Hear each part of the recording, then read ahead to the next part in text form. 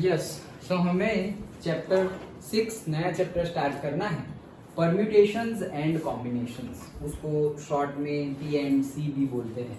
Okay, permutations and combinations.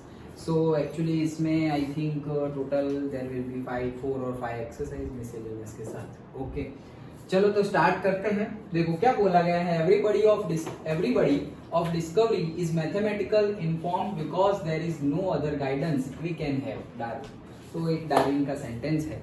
Okay, कि कुछ भी हो मैथमेटिकल फॉर्म में ही हो सकता है, मतलब हम कोई भी चीज को मैथमेटिकल टर्मिनोलॉजी में ला सकते हैं। ओके, वो एक सेंटेंस है। हमें यहाँ पे सीखना है permutations and combinations. Very easy. Okay, बहुत ही इजी टॉपिक है। ओके, लेकिन permutation and combination actually start होगा से ऊपर से अभी स्टार्ट हो जाएगा फर्स्ट एक्सरसाइज से, बट डीपली स्टार्ट होगा से मे बी थर्ड एक्सरसाइज से। ओके, अभी से थर्ड फोर्थ में जो हम देखने वाले हैं उसका बेसिक हम फर्स्ट एंड सेकंड में देखेंगे और लास्टली तो सब कुछ मिक्स ही आ जाएगा। ओके, चलो तो स्टार्ट करते हैं permutations and combinations. So first exercise का कंसेप्ट देखते हैं कि जो हमारी एक्सरसाइज 6.1 है उसमें हमारे पास कौन कौन से कंसेप्ट यूजफुल है। तो बुक के ही एग्जांपल या बुक के ही मेथड से हम देखें तो फंडामेंटल प्रिंसिपल ऑफ काउंटिंग के बारे में हमें डिस्कस करना है। फंडामेंटल प्रिंसिपल ऑफ काउंटिंग, और उसमें दो प्रिंसिपल हमें पढ़ने हैं। फंडामेंटल प्रिंसिपल ऑफ काउंटिंग में हमें दो प्रिंसिपल पढ़ने हैं। एक है फंडामेंटल प्रिंसिपल ऑफ मल्टीप्लिकेशन और दूसरा है fundamental principle of addition. Okay, fundamental principle of counting उसी के दो टाइप है। कौन कौन से? एक fundamental principle of multiplication and दूसरा fundamental principle of addition. Okay, पहले हम फंडामेंटल प्रिंसिपल ऑफ मल्टीप्लिकेशन की बात करते हैं। ओके, सो से fundamental principle of multiplication. Fundamental principle of multiplication का कंसेप्ट हम समझते हैं। Okay, so fundamental principle of multiplication का कंसेप्ट समझते हैं। जैसे कि क्या बोलना चाह रहे हैं, ऐसा समझो कि तुम्हारे पास यहाँ पे क्या है, this chapter is all about how you select the sequence. मतलब बहुत ज्यादा तुम्हारे पास चॉइसेस होगी, वो चॉइसेस में से टोटल कितनी चॉइसेस तुम सिलेक्ट करते हो। जस्ट लाइक प्रोबेबिलिटी में भी ये कंसेप्ट आएगा। बहुत सारे चैप्टर्स में ये कंसेप्ट आएगा, लेकिन प्रोबेबिलिटी में तो आएगा ही। ओके, सो वो सब हम देखेंगे कि हमारे पास टोटल ये सारी चीजें हैं, उससे कितनी चीजें बन सकती है, कितनी चीजें सिलेक्ट कर सकते हैं, वो सब चीजें हम डिटेल में देखेंगे सब कुछ। ओके, तो सबसे पहले तो फंडामेंटल प्रिंसिपल ऑफ मल्टीप्लिकेशन की बात करते हैं। एग्जाम्पल ले तो बुक के जैसे ही एग्जाम्पल ले तो ऐसा समझो कि हमारे पास से वेयरिंग जीन्स है। ओके, जो हम पैंट पहनते हैं वो जीन्स है। सो से मेरे पास है जीन्स 1, दूसरी एक जीन्स है जीन्स 2 और तीसरी एक जीन्स है जीन्स 3। 3 जीन्स है मेरे पास। नाउ 3 जीन्स है लेकिन टी शर्ट मेरे पास 5 है। Okay, so T shirt 1, T shirt मेरे पास है 5, T shirt 1, T shirt 2, T shirt 3, T shirt 4 and T shirt 5। Okay, तो मेरे पास 3 जीन्स है और 5 टी शर्ट्स है। ओके, तो एक्चुअली मैं अलग अलग combinations, permutations and combinations, okay, वो तो हम डिटेल में देखने ही वाले हैं, कैसे हम सिलेक्ट करते हैं सीक्वेंस कैसे एंड ऑल। लेकिन अगर बेसिकली यहाँ पर देखें, मैं क्या चाह रहा हूं कि मेरे पास इतनी चीजें हैं, मेरे पास 3 जीन्स है और मेरे पास 5 टी शर्ट्स है, तो मैं इसको कितनी तरह से पहन सकता हूं दोनों। जैसे कि ये मैंने जीन्स पहना, ये जीन्स पहनना एक इवेंट कहलाता है। क्या कहलाता है? इवेंट। तो ये है, जैसे प्रोबेबिलिटी में हम बोलते हैं ना इवेंट, वैसे ही यहाँ पर इवेंट। तो ये हो गया suppose event 1 and suppose T shirt पहनना, ये हो गया इवेंट 2। ओके, 3 इवेंट भी हो सकते हैं, 5 इवेंट भी हो सकते हैं। यहां पर मेरे पास कितने इवेंट है? 2 इवेंट्स है। अब ये 2 इवेंट्स में या तो दोनों इवेंट नेसेसरी है या तो फिर एक इवेंट होगा तो भी चलेगा। वैसे टाइप के इवेंट्स होंगे, डिफरेंट टाइप्स ऑफ इवेंट्स है, वो डिपेंड है इवेंट्स पर। अभी मेरे पास जीन्स 1, जीन्स 2, जीन्स 3 जीन्स है और T shirt 1, T shirt 2, T shirt 3, T shirt 4 and T shirt 5 types की टी शर्ट्स है। तो अब यहां पर मैं कौन सा चूज कर सकता हूं? या इवेंट 1 ही मैं इवेंट 1 में से कुछ भी चूज कर लूं, जीन्स 1, 2, 3 में से कुछ भी चूज कर लूं, या इसमें से भी कुछ भी चूज कर लूं, लेकिन मैं इवेंट 1 और इवेंट 2 दोनों ले सकता हूं, मतलब दोनों मुझे करना पड़ेगा चॉइस, या एक करूंगा तो भी चलेगा, या मुझे एक ही करना चाहिए, that you have to think. Okay, वैसे तो क्वेश्चंस में गिवन ही होगा, लेकिन अगर नहीं गिवन है, जैसे कि कई मिसलेनियस न्यूमेरिकल्स होंगे उसमें गिवन नहीं होगा, तो उस टाइम पे तुम्हें सोचना है कि क्या है, क्या लेना पड़ेगा। जैसे कि यहाँ पे 2 इवेंट है, जीन्स पहनना एक इवेंट है और टी शर्ट पहनना दूसरी इवेंट है। ओके, तो सिर्फ जीन्स तो हम पहनेंगे नहीं, ऊपर कुछ ना कुछ तो पहनेंगे ना, ऐसे सलमान खान पहन के थोड़ी, ऐसे सलमान खान के जैसे थोड़ी ऐसे जीन्स पहन के निकल जाएंगे। और सिर्फ टी शर्ट, तो ऐसा भी नहीं है कि कोई भी फैशन हो सिर्फ टी शर्ट पहनी है, नीचे कुछ पहना ही नहीं। ओके तो वैसे भी हम नहीं है, दोनों ही चीज पहनेंगे। ओके, कि जीन्स भी पहनेंगे और टी शर्ट भी पहनेंगे, मतलब इवेंट 1 और इवेंट 2 दोनों यहाँ पर नेसेसरी है। डन, इतना तो हमें पता चल रहा है यहाँ से कि दोनों इवेंट नेसेसरी है। तो यहां पर आएगा इवेंट 1 में से कुछ चूज करो एंड इवेंट 2 में से कुछ चूज करो, एंड आएगा बीच में, और नहीं आएगा। इवेंट 1 में से कुछ चूज कर लो और इवेंट 2 में से कुछ चूज कर लो, ऐसा नहीं होगा। ओके, दोनों आएंगे। क्यों? क्योंकि भाई दोनों ही पहनेंगे ना, एक चीज थोड़ी पहनेंगे सिर्फ। डन, तो यहां पे क्या आएगा? एंड आएगा। और जहां पर ये एंड आता है वहां पर ही हम लगाते हैं क्या? Fundamental principle of multiplication.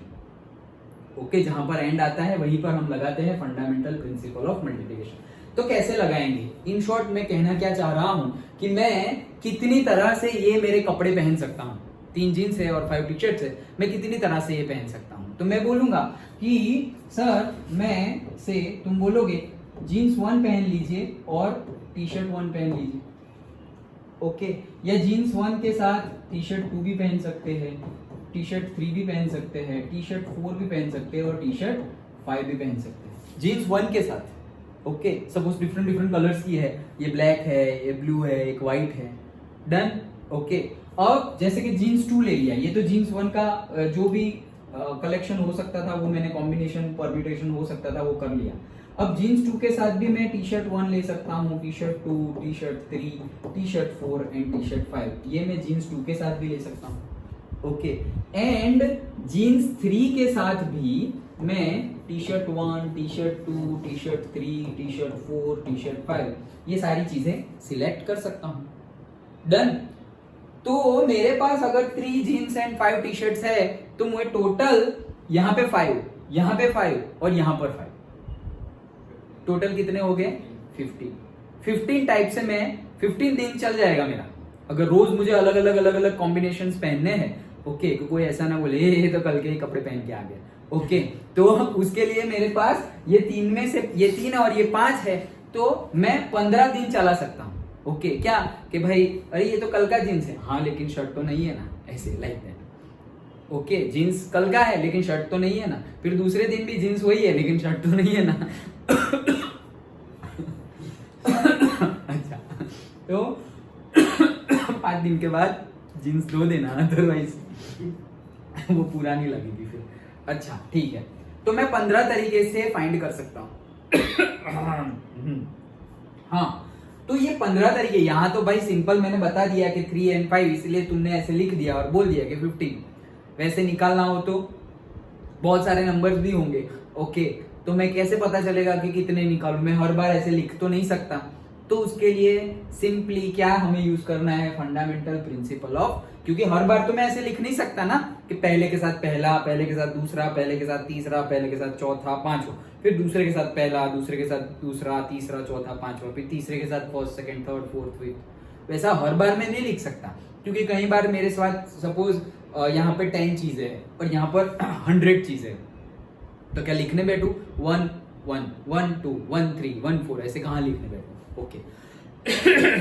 तो उस केस में हमें फंडामेंटल प्रिंसिपल ऑफ मल्टीप्लिकेशन का यूज करना है। तो क्या करना है? सिंपली जितने भी इवेंट पॉसिबल है तुम्हारे, जितने भी इवेंट पॉसिबल है, यहां पर इवेंट 1 है उसमें तुम्हारे पास चॉइसेस कितनी है? इवेंट 1 तुम्हें चूज करना है, मतलब तुम्हें यहां करना क्या है, इवेंट 1 एंड इवेंट 2 इसमें से चूज करना है। ओके, तो इवेंट 1 में से तुम्हारे पास चॉइसेस कितनी है? 1 2 3 जीन्स है, कितनी चॉइस कितनी है तुम्हारे पास? अगर एक ही जीन्स होगा तो कोई चॉइस ही नहीं, एक ही है भाई, पहनना ही पड़ेगा।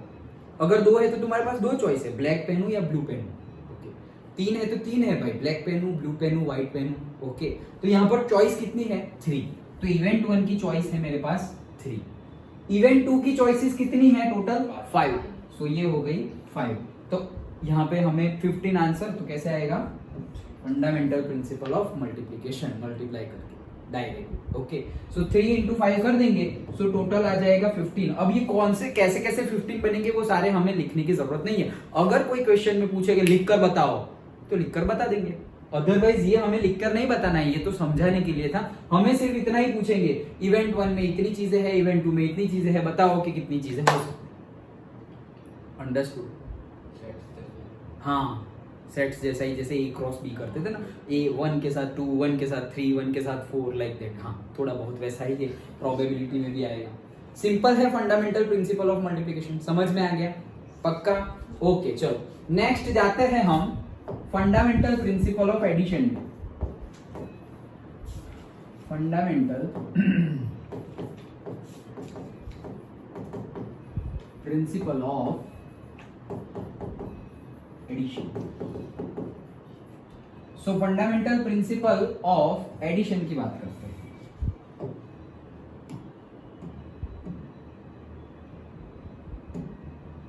हाँ, फंडामेंटल प्रिंसिपल, यही कलर था क्या? नहीं, दूसरा था, पर्पल था। Okay, fundamental principle of addition की बात करते हैं। अब मेरे पास सपोज एक इवेंट है, इवेंट 1, और दूसरा भी एक इवेंट है, इवेंट 2।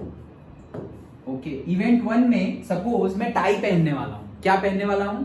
टाई पहनने वाला हूं। मेरे पास यहां पर रेड कलर की टाई है। कौन से कलर की? रेड कलर की, लेकिन डिफरेंट डिफरेंट पैटर्न्स में है।